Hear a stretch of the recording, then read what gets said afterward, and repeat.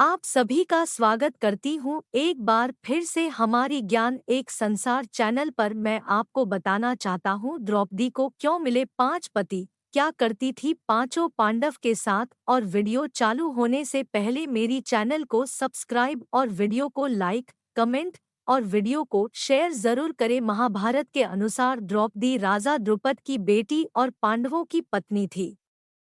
कौरवों द्वारा आयोजित किए गए जुए के खेल में द्रौपदी को दांव पर लगाया गया। पांडव दांव हार गए और उसके बाद दुशासन ने उसे भरी सभा में अपमानित किया। द्रौपदी के चरित्र के ये वो पहलू हैं जिनके बारे में अधिकांश लोग जानते हैं, लेकिन बहुत कम लोग जानते हैं कि द्रौपदी का किरदार बहुत आदर्श है और उससे बहुत कुछ सीखा जाता है। तो आइए जानते हैं उनसे जुड़ी कुछ बेहद रोचक कथाएं। गर्भ से नहीं हुआ था द्रौपदी का जन्म। महाभारत ग्रंथ के अनुसार एक बार राजा द्रुपद पांडवों से पराजित होने के कारण परेशान थे। जब से द्रोणाचार्य के कारण युद्ध में उनकी हार हुई, उन्हें एक पल भी चैन नहीं था। राजा द्रुपद चिंता के कारण कमजोर हो गए। वे द्रोणाचार्य को मारने वाले पुत्र की चाह में एक आश्रम से दूसरे आश्रम भटकने लगे। ऐसे ही भटकते हुए वे एक बार कलमाशी नाम के नगर में पहुंचे। उस नगर में ब्रह्मचर्य का पालन करने वाले और स्नातक ब्राह्मण रहते थे। वहीं उन्हें 2 ब्राह्मण याज और उपयाज मिले।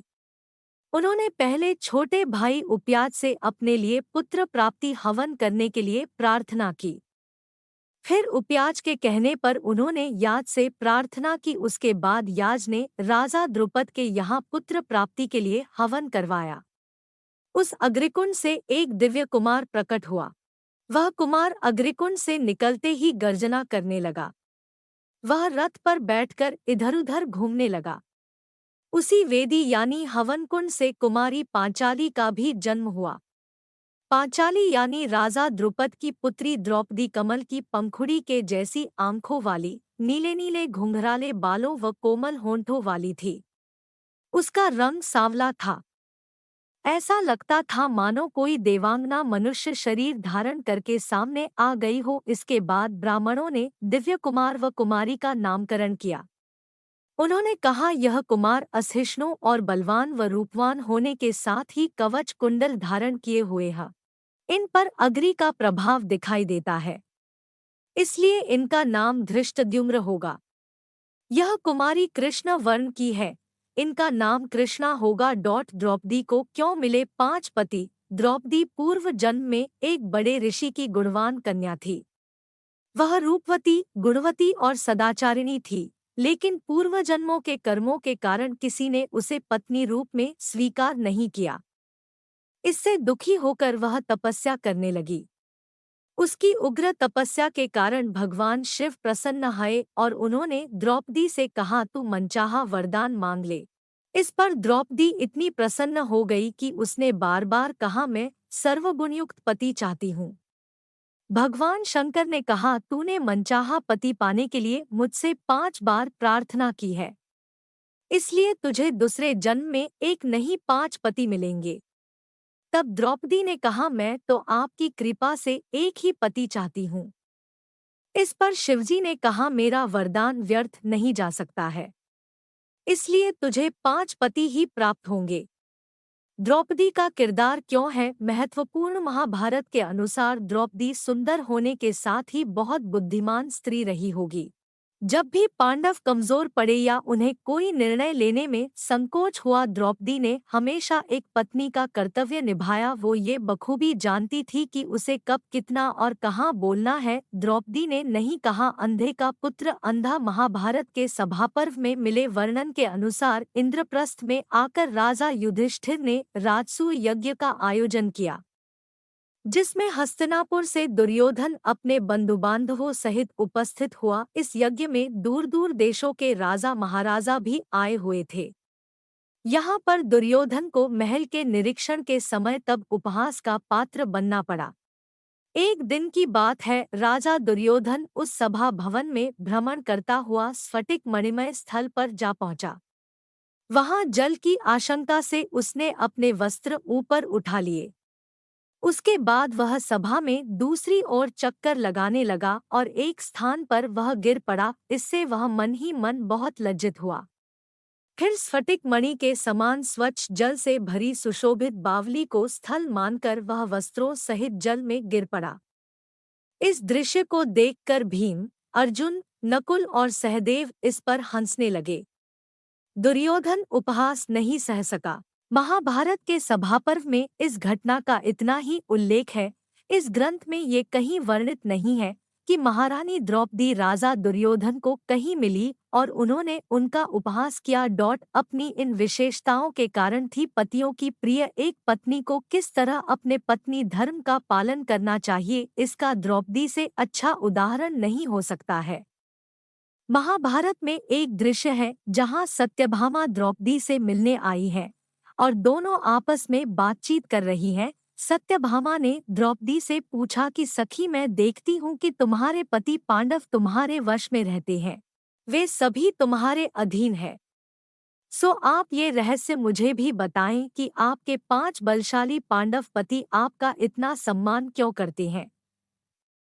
तब द्रौपदी बोली, सत्यभामा, तुम मेरी सखी हो इसलिए मैं तुम्हें बिल्कुल सच बताती हूँ।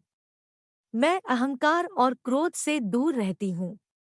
मैं अपने मन पर काबू रखकर केवल पति की खुशी देखते हुए उनकी सेवा करती हूँ। असभ्यता से खड़ी नहीं होती, उनसे कड़वी बातें नहीं कहती हूँ, बुरी जगह पर नहीं बैठती, बुरे आचरण को अपने पास भी नहीं फटकने देती, उनके हर संकेत का अनुसरण करती हूँ। चाहे कैसा भी पुरुष हो, मेरा मन पांडवों के अलावा किसी पुरुष पर आकर्षित नहीं होता है। पतियों के भोजन किए बिना मैं भोजन नहीं करती हूँ, उनके नहाए बिना मैं नहीं नहाती। जब जब पति घर आते हैं तो मैं खड़ी होकर आसन और जल देकर उनका सत्कार करती हूँ।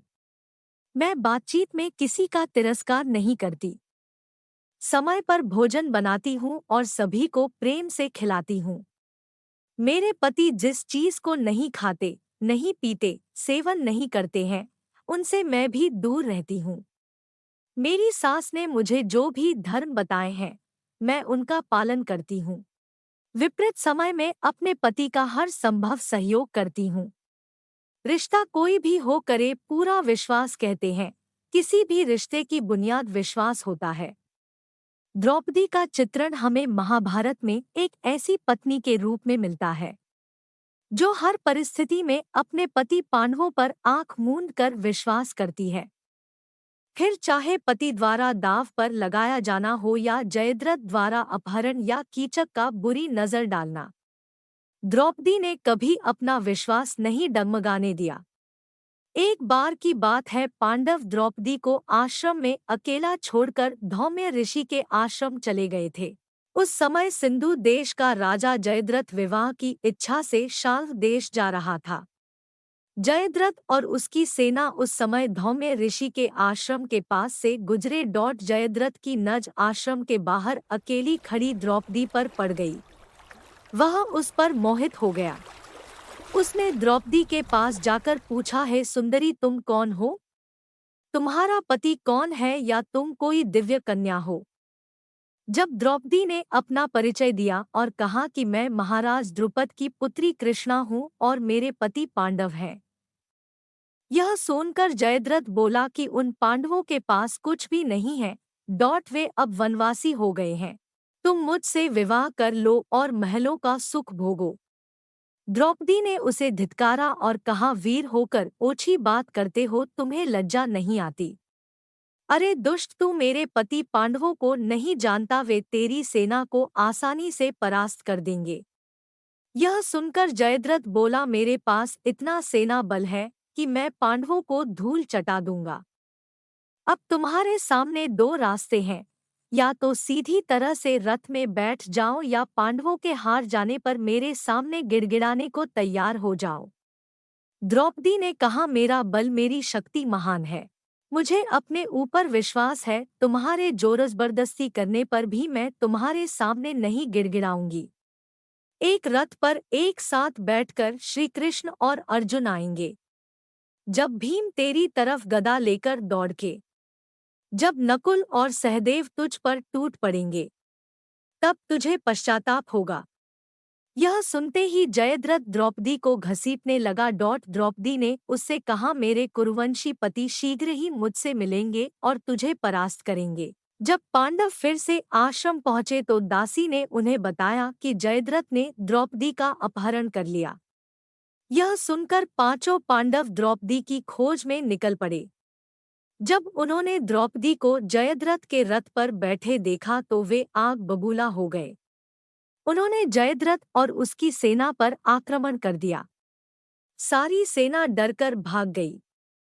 अपनी सेना का यह हाल देखकर जयद्रथ ने द्रौपदी को रथ से उतारा और भाग गया। द्रौपदी का यही था पूरा कथा। नमस्कार, फिर मिलते ऐसी कुछ कथा कहानी के साथ।